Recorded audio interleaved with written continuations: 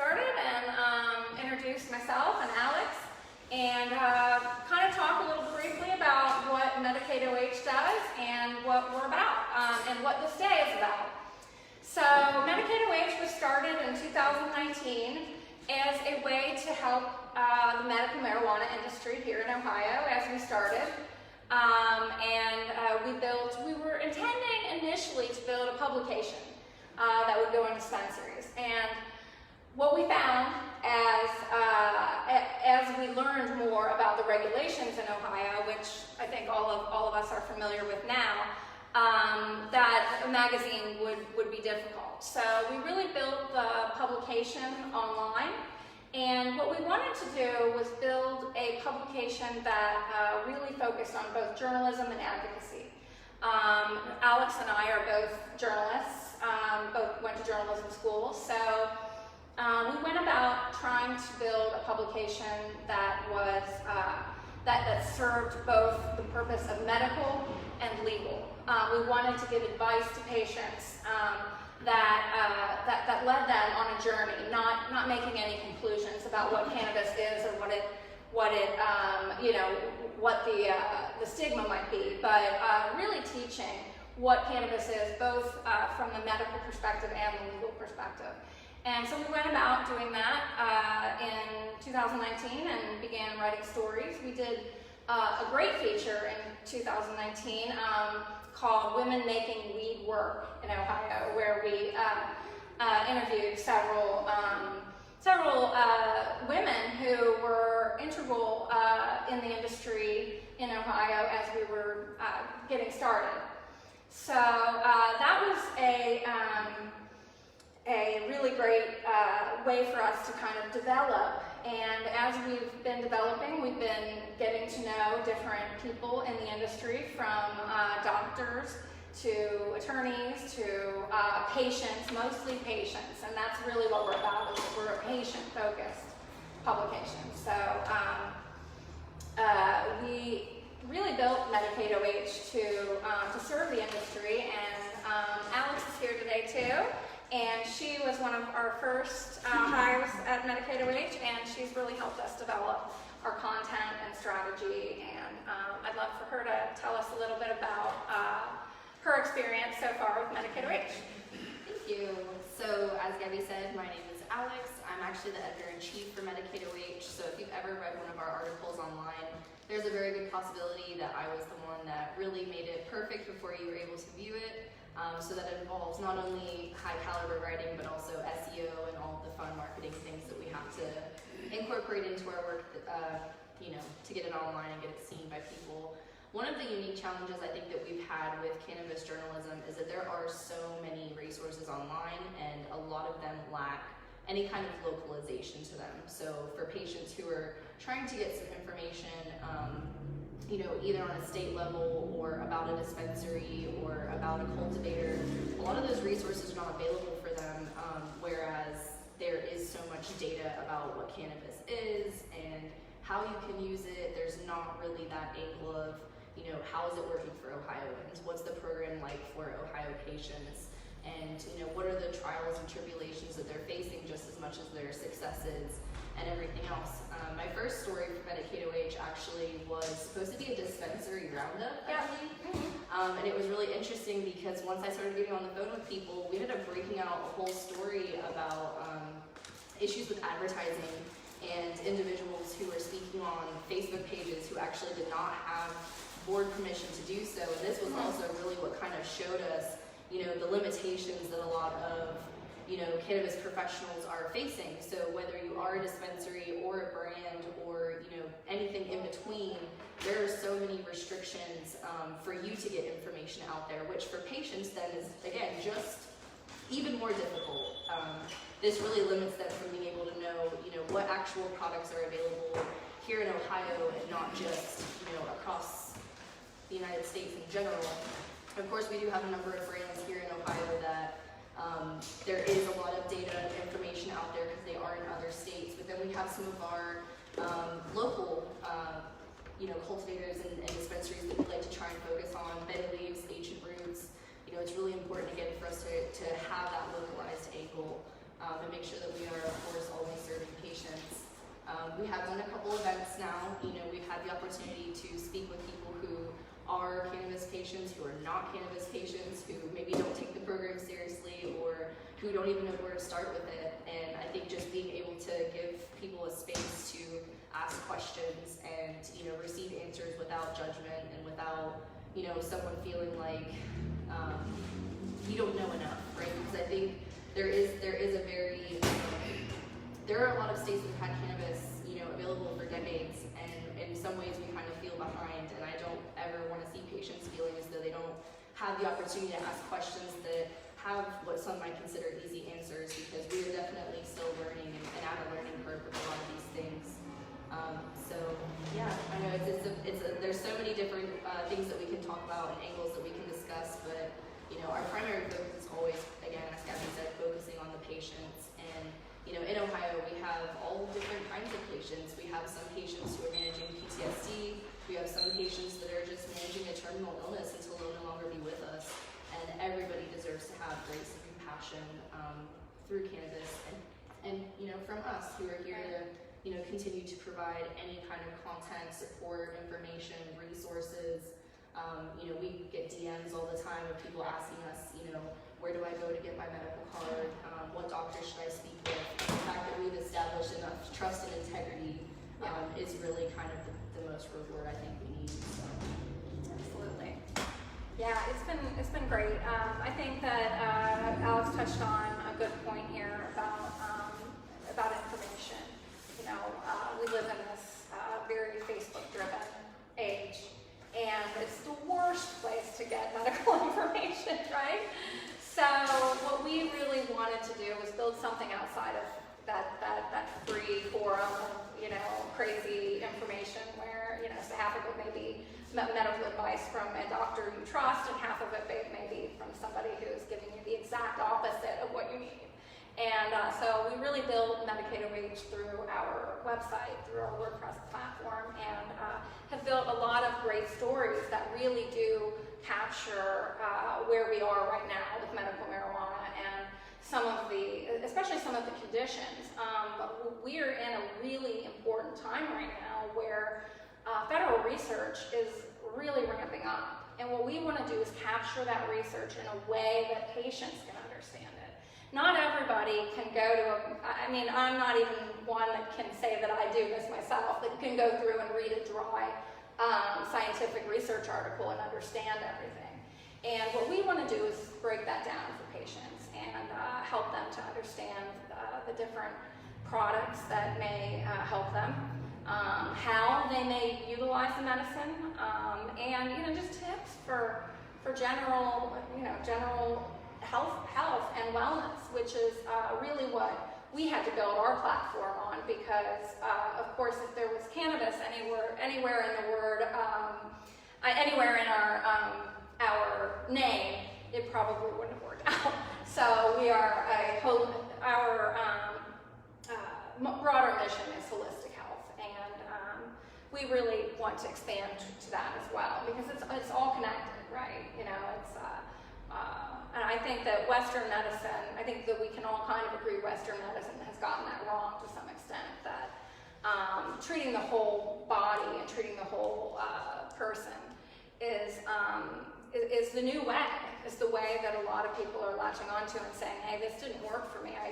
I spent 20 years in traditional treatments that you get here, and it doesn't work for a lot of people, so they're looking for more holistic options all the time, and that's one thing that we really want to provide. And we have just started a partnership with Modern Hemp Ohio, and so we'll be hoping to share some articles with them. Another great partnership we've had is with the Columbus Free Press. We swap articles every month with their journalist, Mary Jane Borden, who is just a wonderful and very knowledgeable woman of weed. And and we're going to keep going. Our next plans are to have this event again in the spring, and we intend to shut the street down for it. So, right? And we are going to have some things in the winter. We do a program called 12 Days of Cannabis, in December, and we love your donations and products and so forth for that. That'll be a great online fundraiser for us when the weather gets cold. And we might do something here in November too. We're looking at a partnership with another brewery called Listerman, and we might do something around Veterans Day for PTSD again. We did a program here in June for PTSD, and we'd like to do another one, so we might do that as well. So we got big plans, and the other thing that we wanted to offer in the spring is a course where people can learn how to do cannabis content writing. And Alex and I have been working on the details of that. And we've created a wonderful partnership with the University of Cincinnati and their professor, who's right here with us, Bonnie Rabin. And great. So we've developed a great partnership with them as well, and also with Northern Kentucky University, which is where I graduated from. So that's an introduction to Medicalaid OH. And I think what we're going to do next is have our next speaker come on up. All right, and this is Dr. Weeks with One Heart Medical, who is a presenting sponsor for the Cannabis Fair today. Hi, welcome, Dr. Weeks. Thank you. Thanks for having me. Yeah, absolutely. I would love to introduce you. You were a board-certified internal medicine physician with over 10 years of practice when you started your One Heart Medical practice in 2019 as the program started. Could you tell us a little bit about how you made that transition? Yeah, sure. I'm internal med, so I worked in the hospital setting for since 2008 until about 2019. And I worked in seeing patients in the hospital, in the ER, in the ICU. And I kind of prided myself on understanding all these different conditions, and also understood a lot of pharmacology of the traditional route. And so in 2018, we knew that medical marijuana was coming in Ohio, and to be honest, I didn't really know how the program was going to look, and so I was kind of waiting and watching, and I said, okay, this program actually looks like it's going to be decent, it has a good number of qualifying conditions, and the modes of use look all appropriate, and so we decided to open the clinic, One Heart Medical. And I remember calling my wife back in the early spring of 19, and I said, she was actually out of the country, and I said, hey babe, I quit my job. And she said, what? This was like an idea and all, but like, wait a second. And this hospital said, yeah, you can quit, but we need you to stay for 6 months. I said, no, I can't do 6 months. So I said, with 3 months. Yeah. And then so I rounded out the hospital medicine basically career at this point, and decided to start the One Heart Medical practice.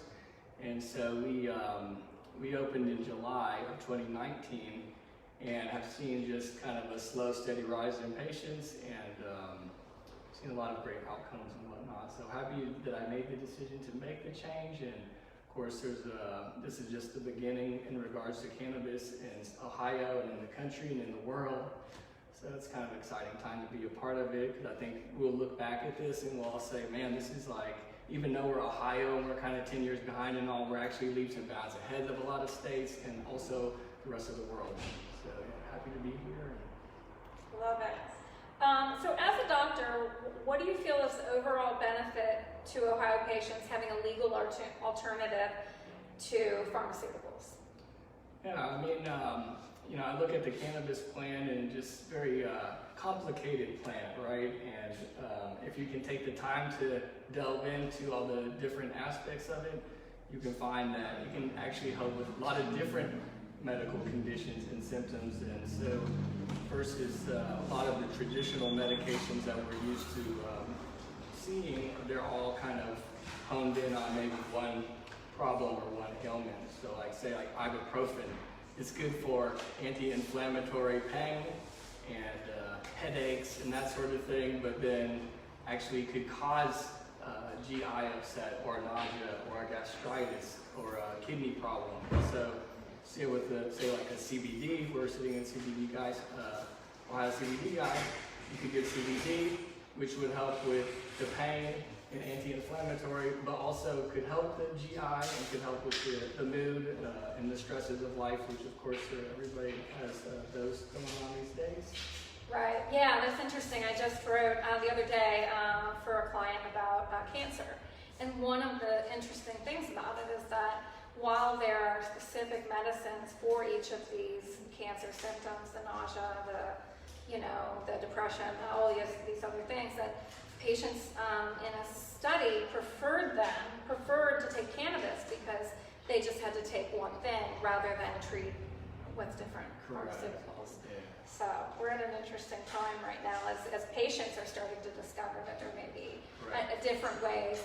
And certainly we're not saying that there's no evidence yet that cannabis cures cancer. Correct. But we do have a lot of anecdotal and scientific evidence that it can really help with side effects, specifically of cancer. Yeah, we've seen that for sure. Yeah. And let me jump over to PTSD a little bit, because I think that's something that a lot of people are going through. What symptoms of PTSD are hardest on patients who suffer from it? What do you think the role of cannabis is in helping PTSD sufferers heal? Yeah, I mean, PTSD is there's a lot of symptoms, right? I mean, it could be flashbacks, or it could be nightmares or night terrors, or it could be just a hyper vigilant state, meaning like a light noise could trigger a very heightened response. A lot of social anxiety, scared to be in a place like where we're sitting right now, just to name a few, of course.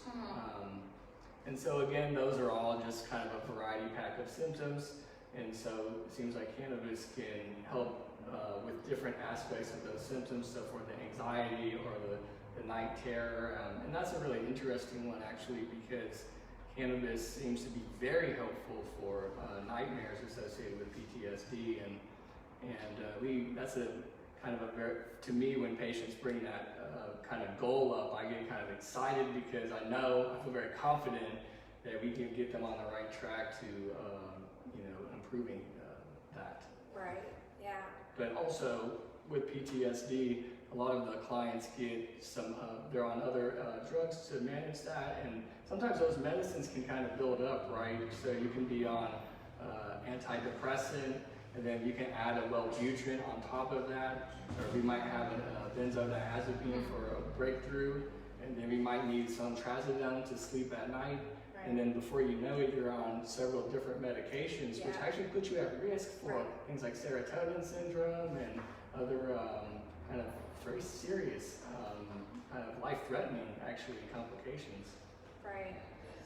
Let's talk about PTSD and veterans, because that seems to be a big thing, of course. That veterans are, certainly other groups suffer from PTSD, but veterans in particular. What kind of advice do you give them? Yeah, I mean, our veterans, of course, some of them have been through more than others, and we've seen a lot of veterans in the clinic, and we see that a lot of them have been through a lot of kind of traumatic events. One of my clients was a medic in the Gulf Wars, so imagine the kind of things that they might see, or people on the front line, or people that are jumping out of planes and stuff, and so I think that this definitely has a role for them, and we've seen our veteran clients definitely come down on the mainstream medications, kind of slimming their medication list down, and also we've seen our veterans, some of them take some navigating in regards to cannabis, right? Because some components of cannabis actually can cause some anxieties and whatnot, so you have to make sure that they're on picking the right products and using the right combinations of the different components of the plant. Yeah, absolutely. So, and then when it comes to treating non-veterans, how, especially those with like complex PTSD, how does that differ? I don't think it differs a lot, but I mean, I think that the symptoms are always similar with these different categories. It's about a life-threatening, very traumatic stressor that kind of dysregulates a portion of our brain that's used to kind of squelching those sorts of mild traumas. And it seems like cannabis is helpful for that in general. So, PTSD is very common. One subset that I'm super interested in is in healthcare workers, right? And also teachers, and also our police force and firefighters. Look how much the stresses of their lives that they're going through, and those of course being groups that maybe cannot access marijuana because of various reasons with their employer and whatnot. And so I think that there's a lot of folks that could be getting more benefit, and unfortunately a lot of our clients, like the healthcare workers for instance, I've seen 3 or 4 ICU nurses in the past 2 months, right? And so they're having a fear of going to work the days prior to going, right? If you're a nurse, you work about 3 days a week. So the day before you're gonna go in, you dread it. And so you can use some cannabis and smooth things out, but they're choosing cannabis over to take the risk of cannabis because they feel that it can help, or they tried it in the legal state, they know it can help, and to risk their potentially losing their job because of workplace discrimination and whatnot. Yeah, exactly. And then we will talk more with Bryan Miller a little bit more about workplace discrimination in cannabis. But I would like to move on to, and I never pronounced this right, but it's the condition that you were successful in appealing to the board and getting approved for Ohio, which is Cachexia? Cachexia. Cachexia. I said that wrong. All right. It's hard when you're a written journalist. So tell me about that.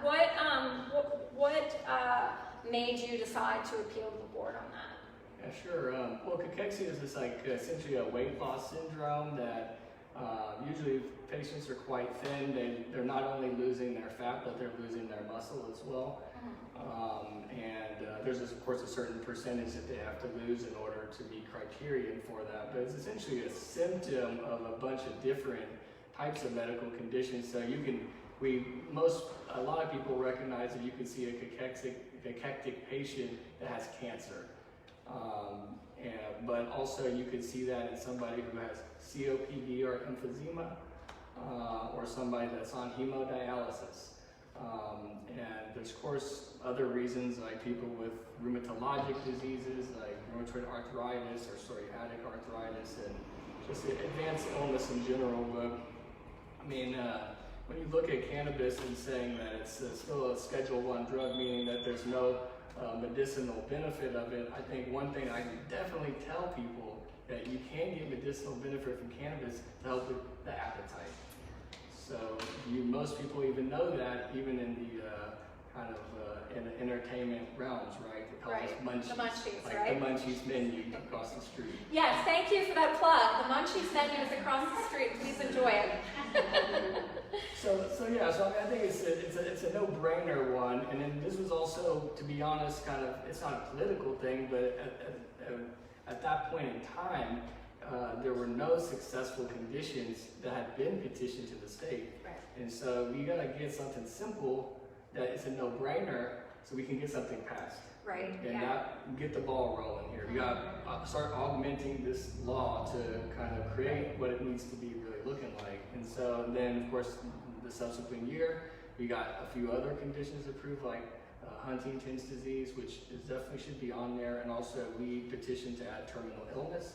And we did that because we wanted to make sure that people who are at the end of life, no matter what little reason is on a list of conditions, that they could access marijuana. And maybe in the future, like out in California, they just passed a law that people who have terminal illness who have medical marijuana card will actually be able to use their medical marijuana at the end of life in the hospital or the nursing home or rehab facility.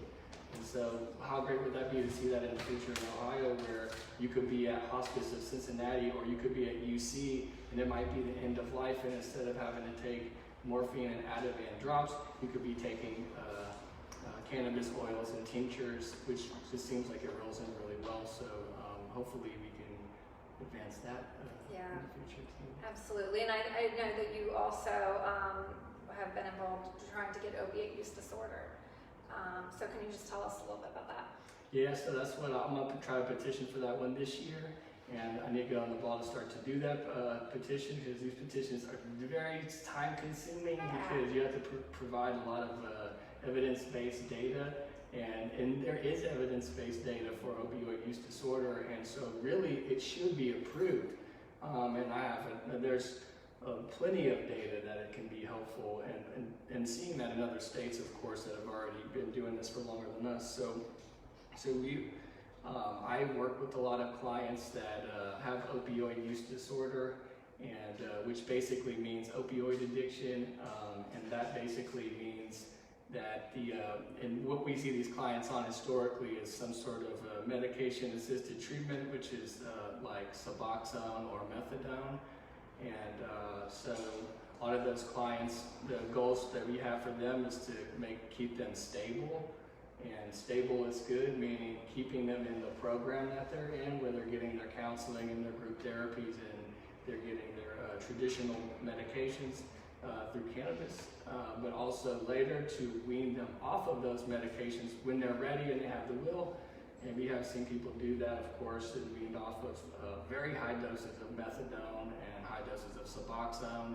And of course, once they're off those medications and you continue to see them, say, wow, look how good you look, and look at your skin tone, and look at your house that you live in now, and look at your life and how it's back together. And some of them can even move on from those clinics, right? Because those clinics, they tether you down at times once you're better, right? Because once you're better and you can move forward, you don't need to go there every 2 weeks or every 1 month. And so yeah, I think it's, and mentioning back in the beginning how I was in traditional medicine, and being at starting in the hospital in 2005 to now, think about what we've seen as doctors from opioid epidemic standpoint, right? Not particularly me, but the healthcare system, gave a lot of opioids on the front end of 2005, right? And even seeing it in protocols in hospitals for joint replacements and stuff, where we were actually giving patients OxyContin before they showed up for their knee replacement, right? And of course, we don't do that anymore because we learned our lesson from that. But you have opioid epidemic is still around, of course. And so if we can get that passed, then that would be a simple reason for people who have opioid addiction to know that they can access medical marijuana. They don't have to have chronic pain or PTSD or hepatitis C. Right. Which is how we will get them into the program currently. Yeah. In the early stages of the quarantine, marijuana was deemed essential by the state of Ohio. And we were all really excited about that, right? Why do you think medical marijuana is essential? Yeah, because it's a medication, right? So it's an essential medication, and you can tell that it's essential because once they deemed it essential, the numbers in our marijuana program were very high. That was the turning point of the Ohio Medical Marijuana Program, right? Because before that, the program was quite small, and it was kind of, the numbers were underwhelming compared to other states of similar size, and so it's just proved it. And we of course saw a lot of those clients, and I mean, even just the stressors of the pandemic, right? I think drove people in, but I think it's essential business. And of course, like with the reality is marijuana also starts with the M. Also, another thing important that a lot of people like is money, right? And so, of course, it's going to be essential because I pulled the Ohio stats recently, and they actually have sold now $523 million of marijuana in Ohio, right? And that's been since January 2019. Yeah. So that's with an expanding program, right? So definitely it's essential now because we're going to double the dispensaries and allow the growers to expand and stuff. Yeah, absolutely. The other thing that came in with the quarantine was telehealth. And unfortunately, they've said that the board has, they said September 17th they were going to end it, but they have delayed that until the end of this year. How does telehealth help patients? Correct. Telehealth definitely helpful for patients because if you look at where the dispensaries are located now, like so where my practice is located, you could go to some dispensaries which are where my practice is, or you could go to a dispensary that is 1 hour away. That's a long journey in between. And those places out in the rural sites, of course, they don't have even primary care doctors and cardiologists there, right? So, of course, they're not going to have medical marijuana doctor there. But also, what about like the very debilitated clients that we see who have handicap, right? They can't, to get them in a car with a wheelchair and bring them down to the office and then roll them up my handicap ramp and then take them up my elevator and come and see us. It's a journey, right? And so, like, if I could say one case is, bring it back to the terminal illness case, right? So I have one client who, he's like 95, 93, and he's just basically in hospice because he's just so old and he just can't do anything.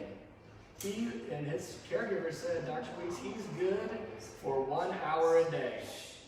You get him on his good 1 hour, then we can give you his medical, you can evaluate him so you get his medical marijuana card. And so he woke him, and that was like from 2 to 3. So he woke him up, the guy my patient pulled onto the screen.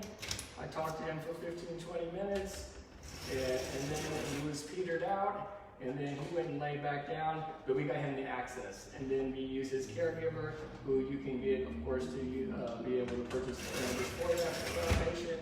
And now he's a patient in the program. He would not be a patient if it wasn't for telemed, right? Like, there's no way that guy would be. I could have done a home visit, which we can do that, and that was what way we were doing it before telemed was available. But I mean, you're gonna leave the office. You're gonna go to someone's home. Man, I want you there. I mean, it's fun to do home visits, but I think telemed should be around because of that reason. Yeah, for sure. What changes in the Ohio program would you like to see in terms of patient access? I mean, I think that, we're getting some of the things addressed, like increased dispensaries, increase the product of it, more products, like a lot more products. And of course, I think one that a lot of my clients bring up is the cost, and how can we start to drive the cost down on the products. And, frankly, I mean, we're talking about pulling people off of traditional medications, right, which are covered by insurance. And so we can give patients free medications through their insurance, but they don't want that, they want this, then they got to come out of pocket for that. And if that means $500 to $1,000 or more dollars, I mean, that's unobtainable for some patients, and some patients are choosing between mainstream medications and cannabis because of the cost. And we're a new program, so we know that costs will come down with time, and these are the companies that are doing cannabis in Ohio. It costs a lot of money to do that, right? And so I don't know if it means that we have some good discounts for our veterans and our patients on Social Security, disability, and SSI, and maybe if we could increase that, or maybe add some other groups, like maybe elderly over like 75, or anyone with a terminal illness, and then of course, we're trying to tear our office visits down because those aren't paid for by the insurance companies either, right? And but like the state fee, it'd be nice to see the state fee be decreased a little bit, and that's every little bit helps. But I hate to harp on the cost, but right. But yeah, I mean, patient access. That's and of course the dispensary prices and so forth too. Hopefully that with adding more dispensaries and potentially some more cultivators, that those prices will come down to where patients aren't doing things like driving to Michigan to get the product, that they can get an affordable product here in Ohio. I wanted to thank Dr. Weeks again for coming on. He's with One Heart Medical, and I want to see if you had any questions from the audience for Dr. Weeks. Any questions? You have, oh, she's just waving. That's my mom-in-law, so she's just waving. Do you have any questions for your son? Alicia, do you have any marijuana questions for me? Yeah, well, what he said yet. I didn't hear what she said. I actually have a question. I'd love to hear a little bit about the research behind nightmares specifically, and like how cannabis is like kind of working into that, you know, as a part of like a nighttime routine, or is it kind of more about like what you're consuming within the week and like how that kind of is looking on paper? Yeah, I mean, what they're finding is that, so the portion of sleep where you dream is the REM sleep, rapid eye movement sleep. And cannabis and THC actually decreases the amount of time that you're in REM sleep. But most people say, I don't, REM sleep, I heard that was important and all, so I need to make sure I'm in that more than not. But if you have nightmares and you're waking up and you're sweating, you want to basically eliminate that phase of your sleep, right? And so that seems to be what's going on with PTSD and cannabis, and usually it ends up being a THC product. And I find a lot of my patients like to inhale the cannabis before bed to get them to sleep. But also it seems like ingestion route or sublingual route, which is a longer duration of action, seems to be a nice option for sleep because it lasts longer. So it just gets you through the night versus just to get. So yeah, very interesting. Yeah, stuff for sure. And tell us, since we're in Ohio CBD guy, tell us the importance of THC and CBD and some of the other cannabinoids that we're Yeah, correct. I mean, most people when we think about marijuana, they thought in the past, it's just THC, right? That's marijuana. Marijuana is THC, but marijuana, THC is just one little component of the marijuana, right? So CBD, I think CBD, everybody should take CBD basically. Because it's an anti-inflammatory, anti-anxiety, has antioxidant properties. It couples well with THC, so a lot of our clients that use THC and they get kind of like psychotic, psychosis, or an anxiety, or a paranoia, or a fast heart rate, you know, they can use some CBD, and that seems to mitigate some of the negative effects of THC acutely. And maybe even if certain clients that use heavy THC, you've noticed they might have some cognitive impairment long term. But they found that when those clients can start consuming CBD, they actually can reverse some of the cognitive impairment. So I think that's why it's good to balance that out and use more than one component of the plant. But of course, there's reasons to just use THC alone as well. But CBD is also for like people who are working and they can't have any effects of THC. We can offer them some, higher ratio products, which is still nice and medicinal, but takes the edge off. Maybe not as good as an equal amount of both or THC for some reasons, but still enough to help. So I always recommend CBD, and then of course, as we will hopefully learn more other components of the plant that we can isolate and access, then we'll be able to recommend more products. Right. Yeah, I think, does anyone else have any questions? How do you see, I know anxiety doesn't fall under qualifying condition, but it's kind of a caveat or attached to PTSD. Do you see in the future, like moving forward, that anxiety will hopefully become something, one of the ailments that can be used for a medical card, or maybe we'll skip that and go to rec?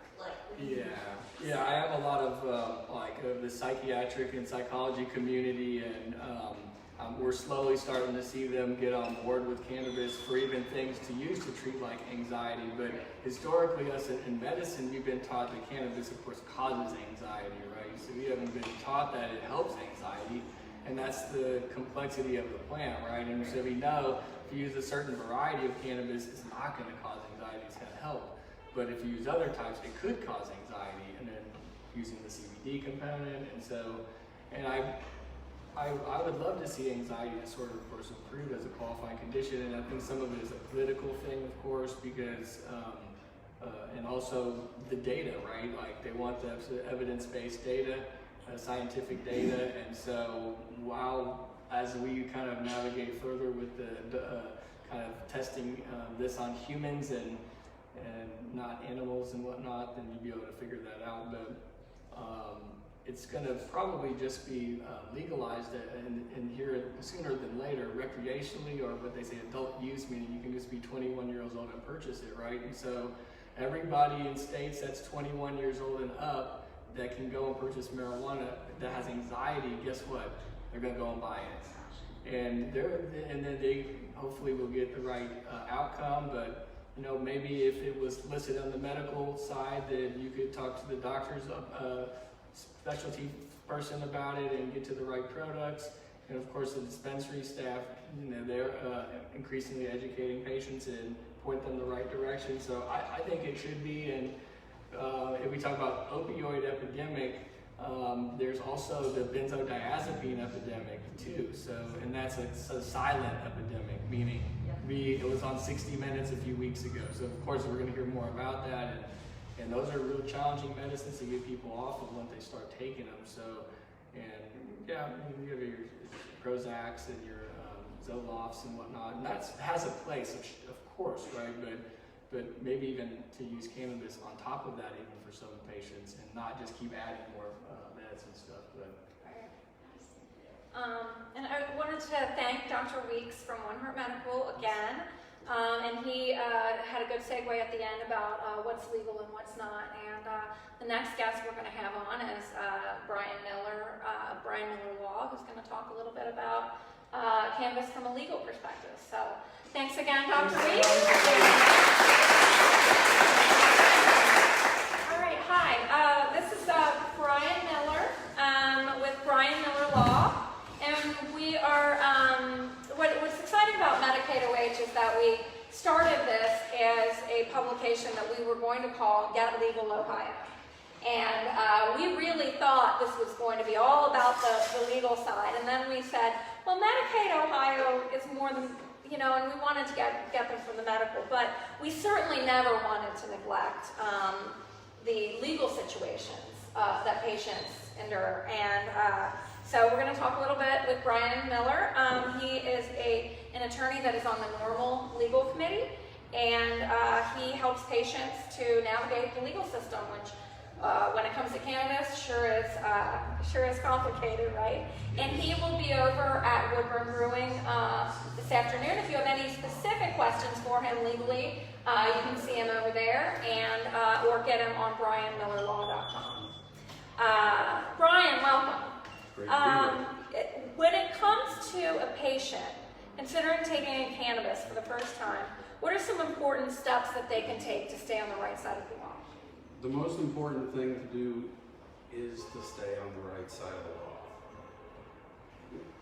When people get in trouble for cannabis-related crimes, it can be incredibly expensive. It can have collateral consequences beyond your imagination, and the offenses can stay on your record forever, depending upon the type of the offense. If someone doesn't get legal before they try cannabis for relief and they get in trouble, they can prevent their ability to use it legally for years to come. Or they can get themselves tied up with a judge or a probation officer that isn't enlightened, doesn't understand relief, and can really jam someone up and get them in a lot of trouble that can end up costing them a great deal of money, or can have them wind up becoming involved in the legal system, which is a terrible place to be, and it's very difficult to escape. Right, yeah, it's something that, of course, patients should consider right up front is that... I wanted to add one thing. Yeah, absolutely. I actually printed this off this morning Great. because it changes so often. If you have a misdemeanor marijuana possession conviction, there are 290 possible collateral consequences that can affect you. Now, all of those consequences don't affect everyone, but you don't know which affect you. A felony possession has 677 different collateral consequences. So it's really important, not just when it comes to medicinal cannabis, but in everything that you do your utmost to stay on the right side of the law, because otherwise you're going to have a date with someone like me, and you don't want that. He's expensive. Well, yeah. It's going to cost you a lot more to have an attorney get you out of trouble than it would have to just get yourself legal in the first place. Right.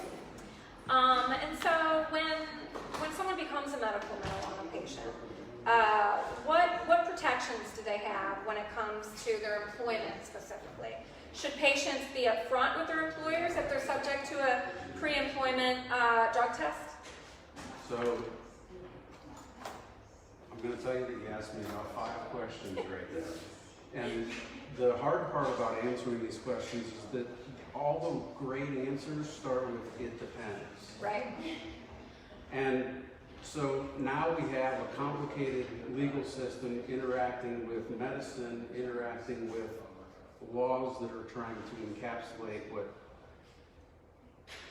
the program is trying to accomplish. So the bottom line, and to answer the first part of your question, is that you have no rights with your employer.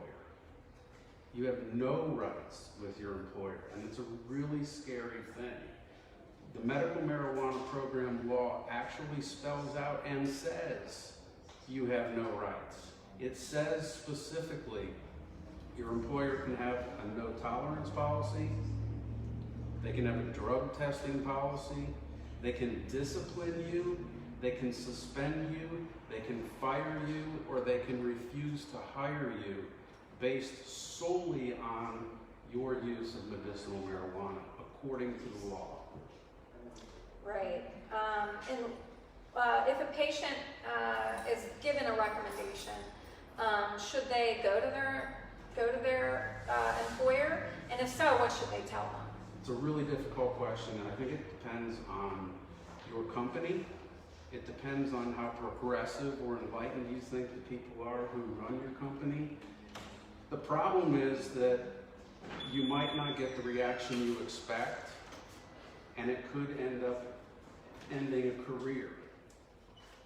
I tell people that they should always protect their personal health information.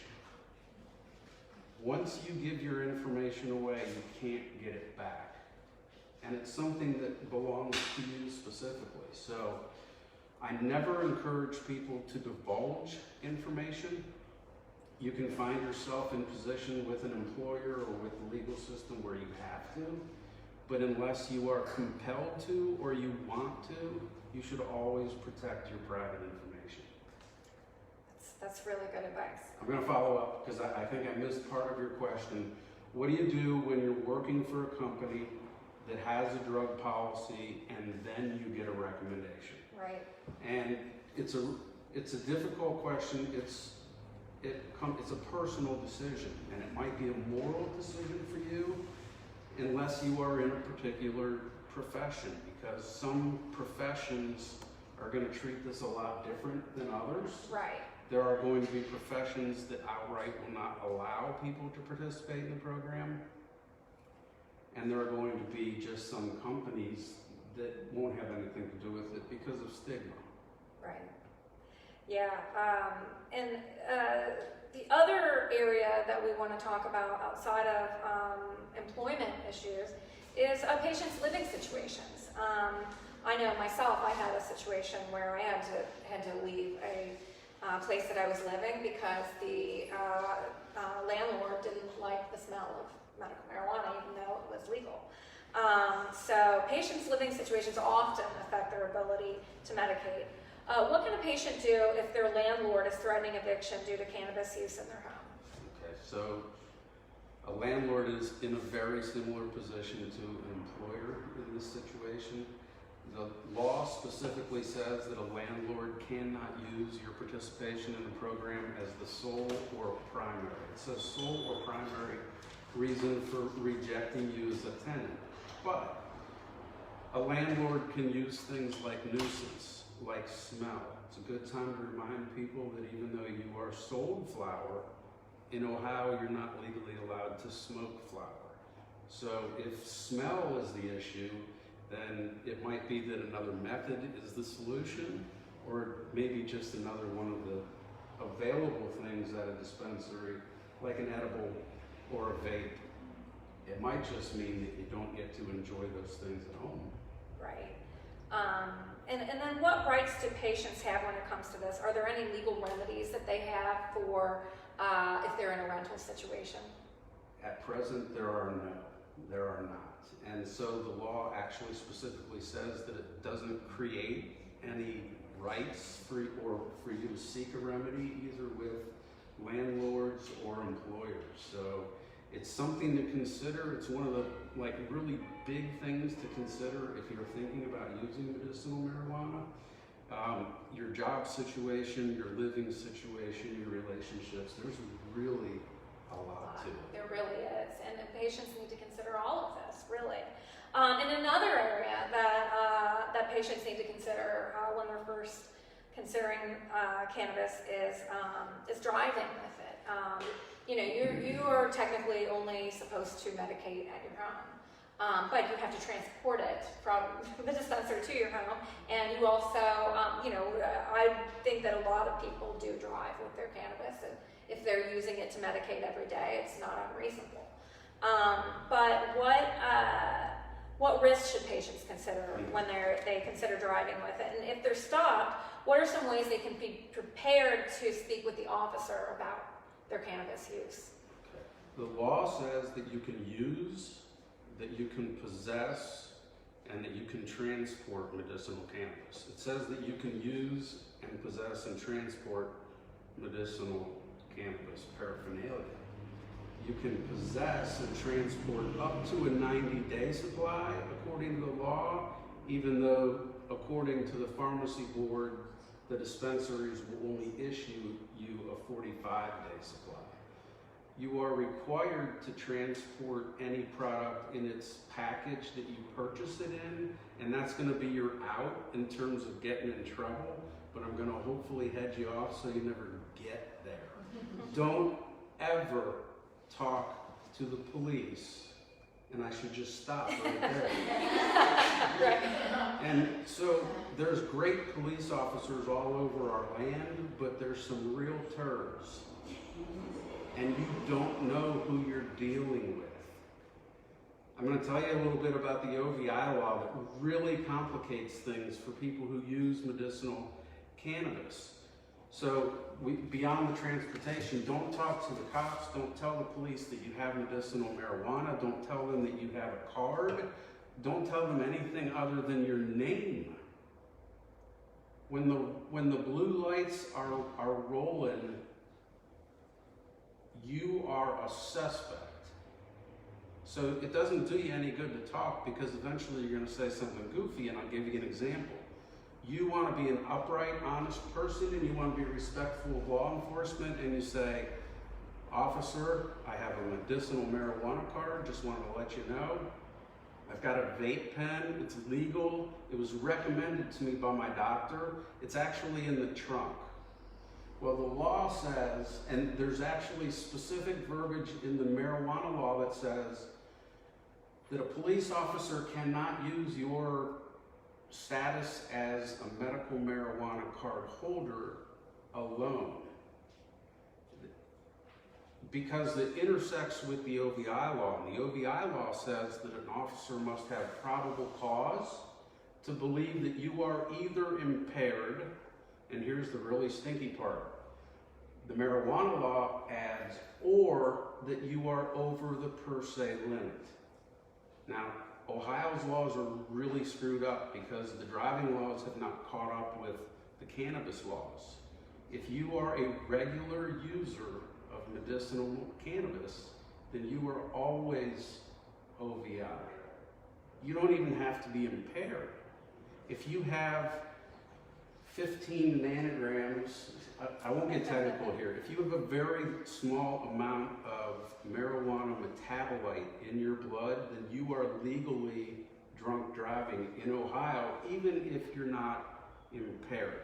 You can go to Colorado and smoke down all weekend and get pulled over because you get in an accident in Cincinnati on Monday, and you can be convicted of an OVI without being impaired in any way. So you never want to tell a police officer that you have a medical marijuana card, because that automatically gives him probable cause to believe that you will have metabolites in your system that are above the per se limit. And then the first thing they're going to do is arrest you after you choose whether or not to do roadside gymnastics. And then when you get back to the police station, they're not going to be interested in a breath test. They want urine or blood. And you might be okay for 3 or 4 weeks or even 3 or 4 months, but eventually the crime lab is going to return that sample and you're going to be over the limit. You're going to be charged with OVI, and then you're going to be calling me again. And that's not an inexpensive call. So, as respectful as you might want to be, as honest as you might want to be, and it doesn't just apply to cannabis issues, you just don't talk to the police. And that's a very difficult thing for a lot of people to learn to understand, but if you want to protect yourself, you'll accept it and you'll practice it. Right.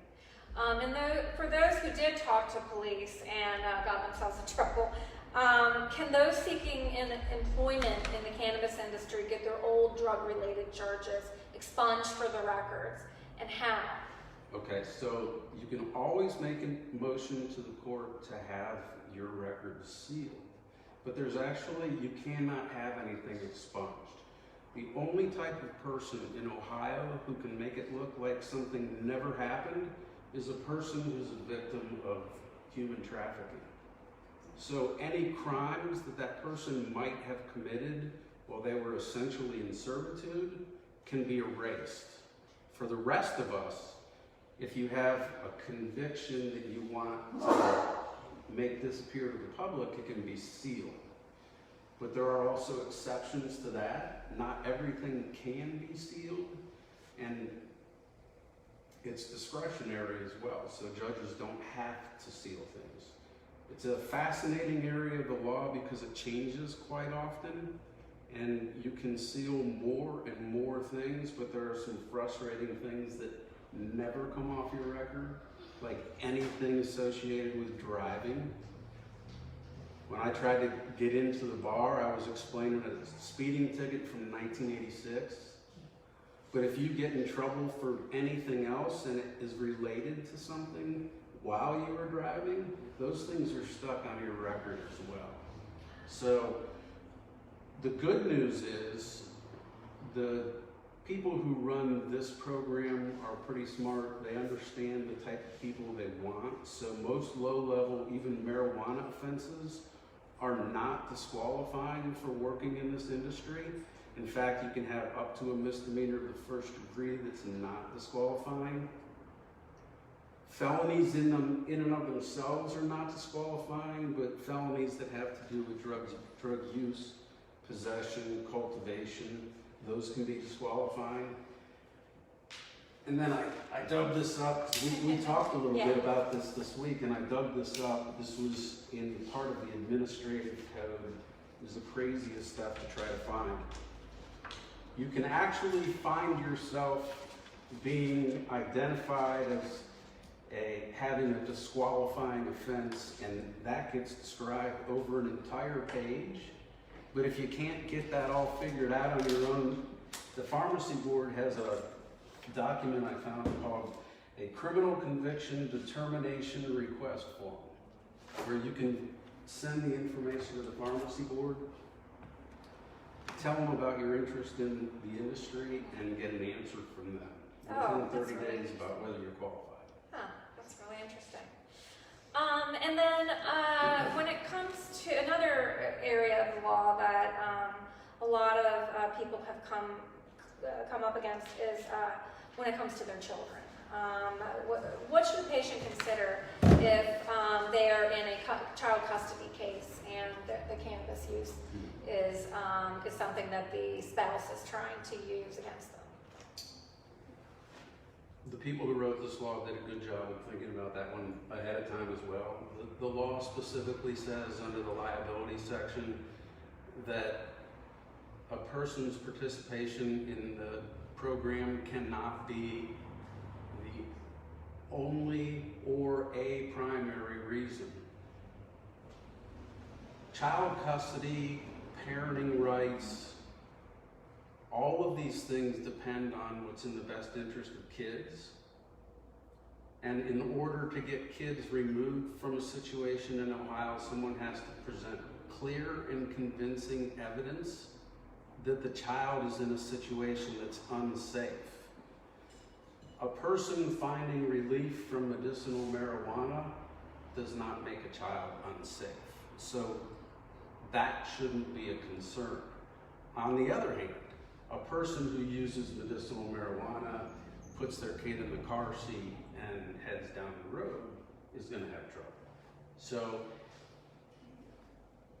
participation in the program in and of itself shouldn't be considered, shouldn't have an effect. It's like anything else in life. When you behave right and you use responsible thinking and you do things in moderation, you stay out of trouble and you stay on the right side of the law.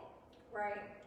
I want to say thanks again to Bryan Miller, and I wanted to see if the audience has any questions. So, question. Sure. A lot of times I hear patients, or people just come up to us and ask, I want to get my card, but I got my concealed carry. How would you, what would you say to that? Ohio does not allow both. The question was about having a concealed carry license. The application to purchase a firearm, the federal application asks if you are a user of illegal drugs, and that's according to federal law, not state law, so you can't purchase a firearm, and you can't simultaneously carry a gun and use. So there are questions that relate to that on the concealed carry application as well in Ohio. Michigan is the only state that I know of that has a workaround that allows people to own a gun and participate in the program, but they're also breaking federal law. And so all those people are running the risk of breaking federal law because the feds haven't caught up to the states. And there's a couple really exciting things that are happening. Last week, the SAFE Act passed the House, and that allows medicinal marijuana businesses to do businesses with banks. It hasn't passed the Senate, and I don't think it will. Later in the week, the House Judiciary Committee passed the MORE Act, which would actually decriminalize marijuana crimes nationally. And that could also eventually lead to sealing records, like a lot of the states out west have done, Washington, California specifically, just sealing old marijuana crime records. Right, yeah. Anyone else have any questions? Yes. So going off of owning a firearm and also having a medical card, what if you were to own the firearm before getting the medical card?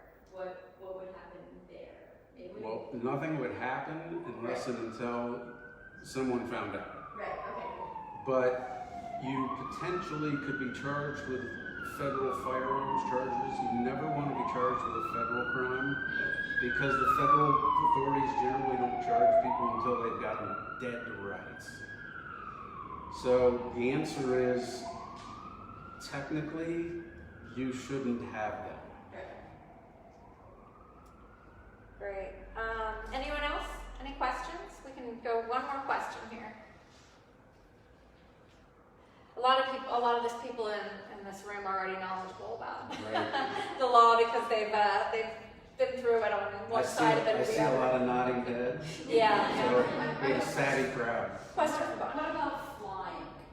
Flying, that's a good one. If you go to Colorado and you buy a bunch of edibles and you don't finish them and you're coming home to Cincinnati, can you bring them? Don't forget, even if you're licensed in Cincinnati, you're not technically in Ohio allowed to use your Ohio card to consume, purchase, possess, transport stuff from another state. you're also flying into Kentucky, which is a really bad idea.